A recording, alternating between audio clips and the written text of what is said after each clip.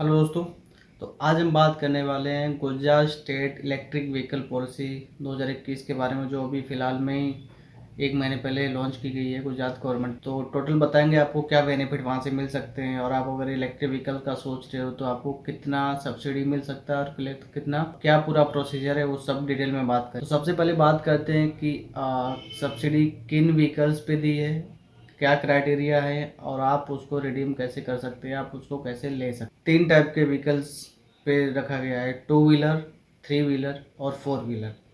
2 wheeler 1,10,000 vehicles पे 2 wheeler vehicles पे subsidy रखी है, जो कि और 3 व्हीलर की सब्सिडी जो है 70,000, मतलब 70,000 3 व्हीलर व्हीकल पे।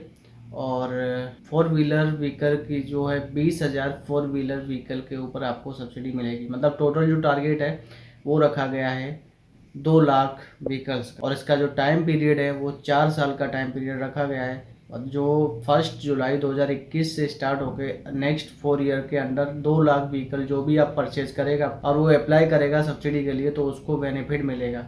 अब बात करते हैं बेनिफिट कितना मिलने वाला है। तो सबसे पहले बात करें 2 व्हीलर की, तो 2 व्हीलर पे 20,000 की सब्सिडी मिलेगी, और 3 व्हीलर पे 50,000, और जो 4 व्हीलर पे रखी गई है मतलब कार पे, वो 1.5 लाख की सब्सिडी रखी गई है। और इनमें भी क्राइटेरिया फिक्स किए हुए हैं। अगर बाइक आप खरीदते हो तो मैक्सिमम 1.5 लाख मतलब 1.5 लाख तक की बाइक होनी चाहिए, तो ही आप कर सकते हो। उससे ऊपर की लेंगे तो आप क्लेम नहीं कर सकते हो।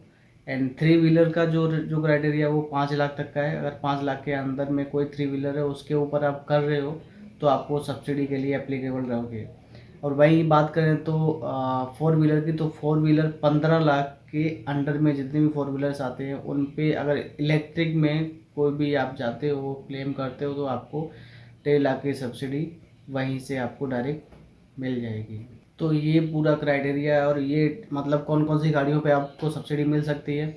और बात करें इसके रजिस्ट्रेशन चार्जेस के, तो गवर्नमेंट ने ऐसा भी अनाउंस किया है कि जो आरटीओ चार्जेस और दूसरे रजिस्ट्रेशन चार्जेस होते हैं वो इलेक्ट्रिक व्हीकल्स के ऊपर बहुत ही कम लगेंगे। मतलब एकदम फ्री तो नहीं किया है, कुछ स्टेट्स ने फ्री कर दिया है, जैसे महाराष्ट्र में इलेक्ट्रिक व्हीकल्स पे 3 लाख तक की सब्सिडी दे रहे हैं, और आरटीओ चार्जेस वगैरह सब फ्री किए हुए हैं।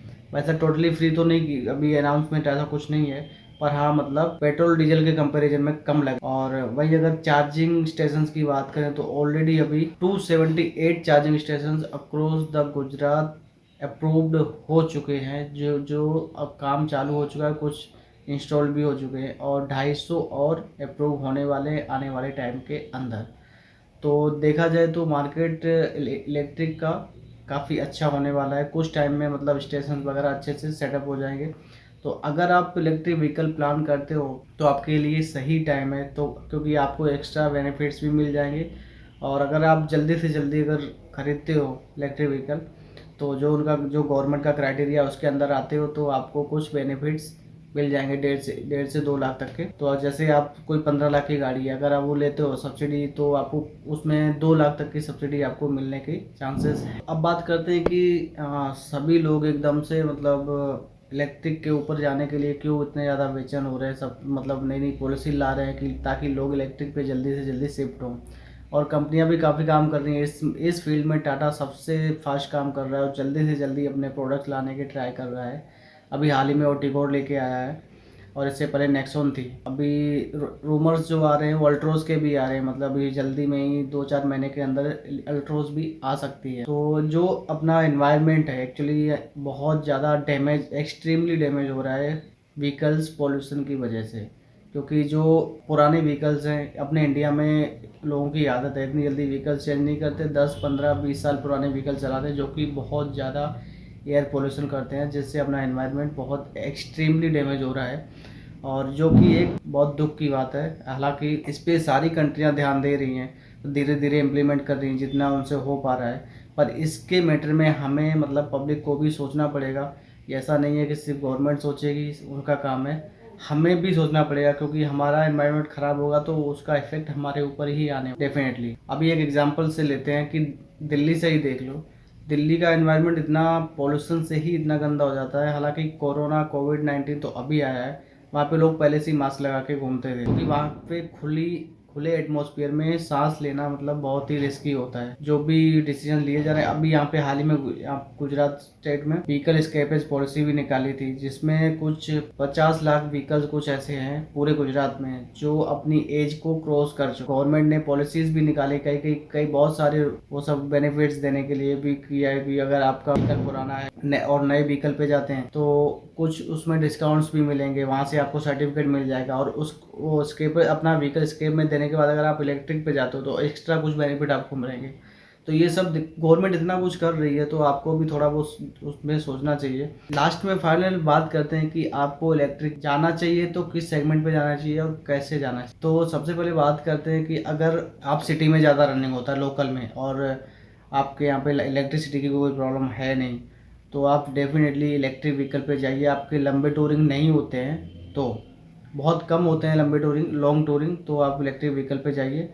और बहुत मतलब पैसे होगी बहुत ज़्यादा, गाड़ी नॉइसी भी नहीं होती है, साइलेंट होती है, बहुत परफॉर्मेंस भी अच्छा रहेगा और आपके लिए एक लंबे टाइम के लिए आप गाड़ी को रख सकते हैं। और दूसरे टर्म में ऐसा भी कर सकते हैं, अगर आपके पास 2 व्हीकल हैं पेट्रोल या डीजल, तो उसमें से एक को सेल कर दीजिए। या तो आपको 2 गाड़ी होगी तो 2 गाड़ी में से एक अपनी पेट्रोल या डीजल की रखो जो लॉन्ग टूरिंग के लिए, और एक व्हीकल ऐसा रखो जो लोकल में चलने के लिए। आप लोकल में जब भी चलो तो वो इलेक्ट्रिक व्हीकल यूज, और जब लॉन्ग टूरिंग पे जाना है तो आप पेट्रोल या डीजल व्हीकल लेके जाइए। हर एवरी मतलब जगह पे ऐसा पॉसिबल नहीं हो, इतनी जल्दी हो पाएगा कि हर जगह पे इलेक्ट्रिक स्टेशन एकदम से इंस्टॉल हो जाए। तो आप लोकल में इलेक्ट्रिक चलाइए और लॉन्ग टूरिंग पे आप पेट्रोल और डीजल लेके जाइए।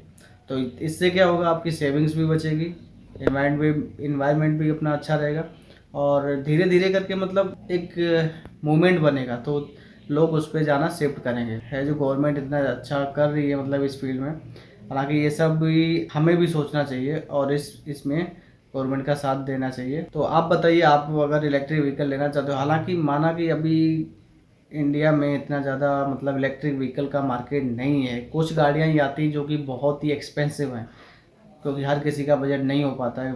अभी जो भी गाड़ी आती है 10 लाख से ऊपर की ही आती है, किसी का बजट इतना नहीं होता है।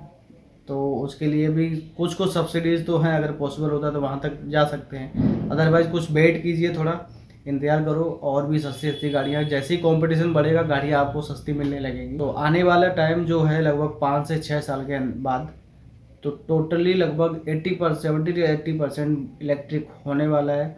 और मे बी 2030 तक पूरा 90% मार्केट इलेक्ट्रिक हो जाएगा। सभी ऑलमोस्ट, अभी टाटा की गाड़ियां आ रही हैं, वैसे सभी अपनी अपनी गाड़ियां टेस्टिंग कर रहे हैं, और जैसे ही वो सब मार्केट में आने लगेगा, एकदम से कंपटीशन बढ़ेगा, तब जाके आपको गाड़ियाँ सस्ती मिलेंगी। तो ये पूरा सीन था इलेक्ट्रिक व्हीकल्स का पॉलिसी का, और उम्मीद करते हैं आपको वीडियो अच्छा लगा होगा। अच्छा लगा है तो लाइक और सब्सक्राइब कीजिए, और मिलते हैं नेक्स्ट वीडियो में। तब तक के लिए जय हिंद।